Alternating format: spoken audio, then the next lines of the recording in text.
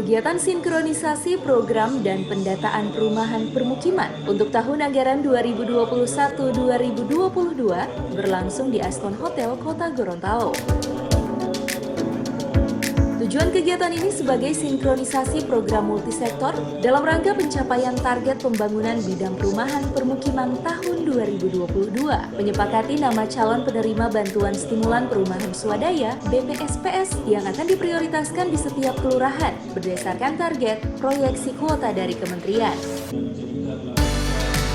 Pemerintah Kota Gorontalo menempatkan pembangunan sektor perumahan dan kawasan permukiman sebagai salah satu sektor prioritas dalam upaya pembangunan kualitas masyarakat Kota Gorontalo.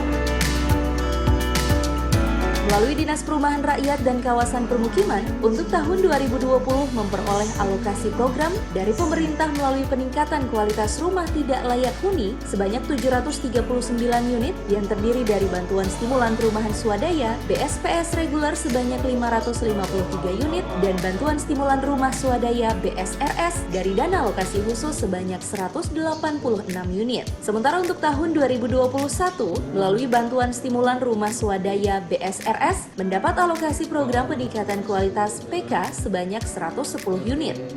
Pertama, seperti kami sampaikan bahwa hari ini kita akan melakukan pembahasan dan penyepakatan nama-nama calon penerima bantuan stimulan perumahan swadaya BSPS yang kebetulan data hasil verifikasi itu sudah ada dan kita masih menunggu informasi terkait alokasi untuk Kota Gorontalo, namun kita sudah membuat proyeksi sehingga yang kita akan sepakati adalah nama-nama yang diprioritaskan oleh setiap kelurahan untuk masuk dalam daftar proyeksi kuota tersebut.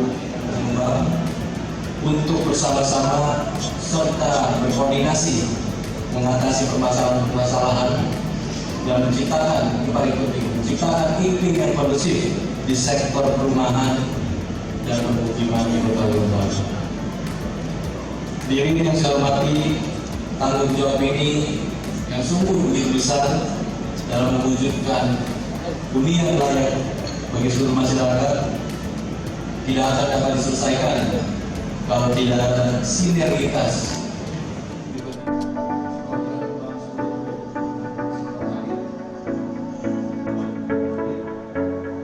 Tim Liputan Advertorial Mimosa TV.